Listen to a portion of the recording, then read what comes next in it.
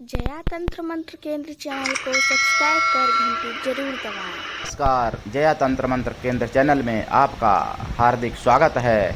हमारी भूलों के कारण सनातन धर्म बहुत ही संकुचित रह गया है। वही हमारा प्रयास है और मैं चाहता हूं कि आप सभी लोग प्रयास करें ताकि सनातन धर्म आगे फलित हो सके। सत्य सनातन धर्म जो है सब धर्मों की जड़ है और जितने भी देवी देवताओं के अवतार हुए सब सनातन धर्म में हुए। सनातन धर्म में एक मैं आपको शिव पुराण की एक छोटी सी कथा बताने जा रहा हूं। मेरे प्रिय भाई बहनों, सनातन धर्म में हमारा शिव पुराण बहुत ही प्रमुख ग्रंथ है और श्रावण का महीना भी चल रहा है, तो मैं शिव पुराण की एक कथा आपको बताता हूं। एक बार दुर्वासा ऋषि ने उनके मन में एक इच्छा हुई और वो हर जगह कहने लगे कि मुझे कोई गुरु बना लो। ऐसा शिव पुराण का वर्णन है। तो जब कहेंगे कि मुझे कोई गुरु बना लो तो कौन गुरु बनाएगा भाई।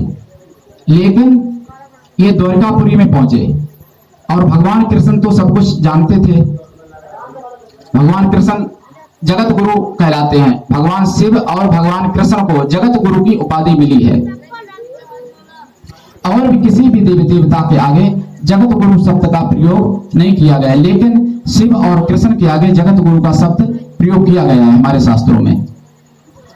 तो भगवान कृष्ण ने कहा कि मैं गुरु आपको बनाता हूं, लेकिन मुझे क्या परीक्षा देनी होगी, क्या करना होगा। रामायण में भी पहली चौपाई आई है, बंदों गुरु पद पदम परागा सरस सुवास सरस अनुरागा। और छोटी सी पुस्तक हनुमान चालीसा, उसमें भी जबकि वर्णन हनुमान जी का है, लेकिन श्री गुरु चरण सरोज रज निज मन मुकुर सुधार बरड़ो रघुवर विमल जसो जोधा एक फल चार। पहले उन्होंने भी गुरु को नमन किया है और जितने भी महापुरुष हुए, जितने भी वीर बहादुर हुए, सभी ने गुरु को नमन किया। तो भगवान कृष्ण वही चीज को दोहरा रहे हैं, वही शब्दों को दोहरा रहे हैं, वही कर्तव्य अपने दोहरा रहे हैं।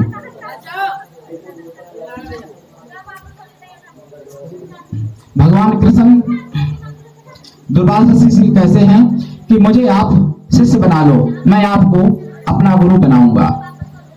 तो फिर दुर्वासा ऋषि ने अपना प्रस्ताव रखा कि मेरे शिष्य आप ऐसे नहीं बन सकते। उन्होंने कहा जो आज्ञा मैं मानूंगा। भगवान कृष्ण को आदेश देते हैं दुर्वासा ऋषि जी महाराज कि आप रथ में जुट जाइए, जिस तरीके से घोड़ों को जोता जाता है, ऐसा शिव पुराण का वर्णन है। और भगवान कृष्ण और रुक्मिणी दोनों लोग रथ में जुट जाते हैं और रथ को लेके चलते हैं। फिर आदेश मांगते हैं तो भगवान कृष्ण को आदेश दिया जाता है दुर्वासा ऋषि के द्वारा कि आप इस रथ में खजाना भी भरवा दो। तो खजाना का भार लेके और दुर्वासा ऋषि का भार लेके भगवान कृष्ण और रुक्मिणी साथ में चलते हैं। साथ साथ में दुर्वासा ऋषि घोड़े की मार भी लगाते जाते हैं और उन्होंने कहा कि मुझे महाकाल तक दर्शन कराना है और उसके बाद काशी तक चलना है।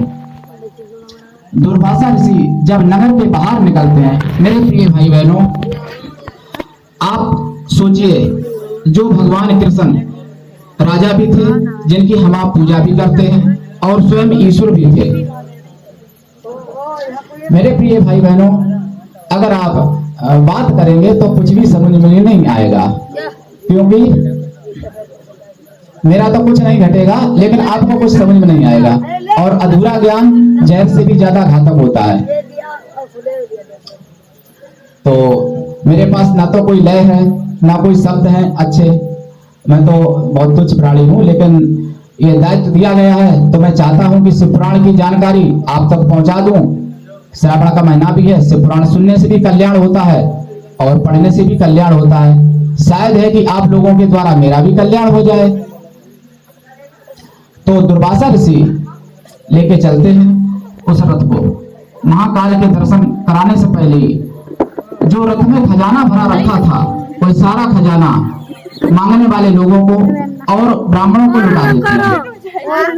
फिर भी भगवान कृष्ण को कोई क्रोध नहीं आया। इसका मैं रहस्य आपको समझ में आएगा। जब आप पूरी कथा ये सुन लेते हैं तो आपको समझ में आएगा कि इसका रहस्य क्या है। जब भगवान कृष्ण को कोई क्रोध नहीं आया, उन्होंने कोड़ा भी मारे, सब कुछ हुआ और विश्वनाथ तक ले गए। विश्वनाथ से वापस आने के लिए आदेश मांगा और भगवान कृष्ण चल दिए, वापस द्वारिकापुरी में आ गए। जब द्वारिकापुरी में आ गए तो भगवान कृष्ण ने कहा कि गुरुवर अब क्या आदेश है मेरे लिए। तो उन्होंने कहा कि अब ये आदेश है कि आप पायस तैयार करवाओ, मतलब खीर तैयार करवा लो। जब दुर्वासा ऋषि को खीर खाने को दी गई तो उन्होंने एक गिलास, यानी आज की भाषा में कहूं तो एक चम्मच खीर ग्रहण की और उसके बाद में रुक्मिणी के ऊपर फेंक दी और आधी खीर भगवान कृष्ण के ऊपर फेंक दी और कहा कि इसको पूरे शरीर में मतलब मालिश कर लो। तो यदि कलयुग में अगर कोई ऐसा हो तो क्या कोई विरोध नहीं करेगा? लेकिन भगवान कृष्ण ने कोई विरोध नहीं किया। जब पूरे शरीर में खीर मालिश कर ली गई, उसके बाद में दुर्वासा ऋषि कहते हैं, भगवान कृष्ण से दुर्वासा ऋषि कहते हैं कि ये खीर जहां जहां आपने पायस लगाया है, जहां जहां पायस लगा वज्र बदन हो जाए, शस्त्रघात ता होएगा, पायस लगने न पाए प्रभु जी, पायस लगने न पाए।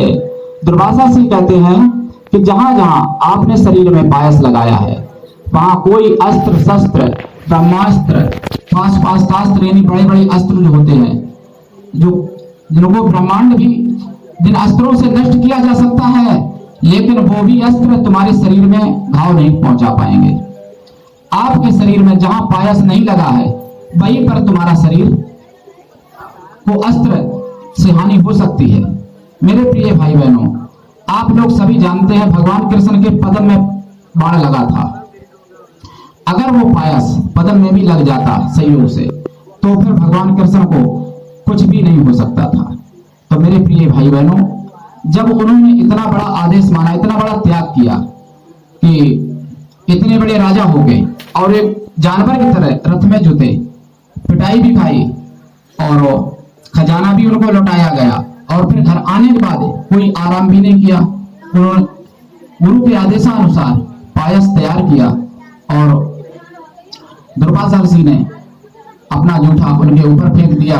उन्होंने लगाया शरीर में, तो उसका परिणाम यह हुआ कि महाभारत में बड़े बड़े अस्त्रों का प्रयोग हुआ और सारे अस्त्र शस्त्र महाभारत में सारथी के ऊपर वैसे प्रयोग हो जाते थे। क्यों? अगर रथी रथी लड़ते हैं तो सारथी पहले आगे आ जाता है जो रथ चलाता है। तो भगवान कृष्ण के भी अस्त्र जरूर लगे होंगे, ऐसी सोचने की बात नहीं है, बल्कि स्वाभाविक है। लेकिन कोई ऐसा वर्णन नहीं है कि भगवान कृष्ण को किसी भी अस्त्र से हानि हुई हो। तो मेरे प्रिय भाई बहनों, गुरु आज्ञा और विश्वास और ज्ञान में विश्वास, सनातन धर्म में विश्वास सबसे बड़ी चीज है। मेरा भी आप लोगों से विनम्र निवेदन है, आप सनातन धर्म में विधिवत जुड़े और सनातन धर्म को समझने की कोशिश करें। सनातन धर्म में केवल जन्म लेने से सनातन धर्मी नहीं हो जाते हैं आप। धर्म इतना कठिन है कि बहुत कठिन है, और धर्म से भी ज्यादा कठिन धर्म का मर्म है। कठिन धर्म का मर्म जानना बहुत कठिन है। हम आप मनुष्य के शरीर में हैं और मनुष्य शरीर के लिए देवता भी तरसते हैं।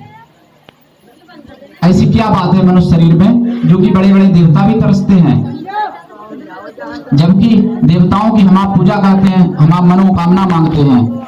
लेकिन गोस्वामी जी ने लिख दिया है, बड़े भाग मानुष तन पावा, सुर दुर्लभ सद ग्रंथन गावा।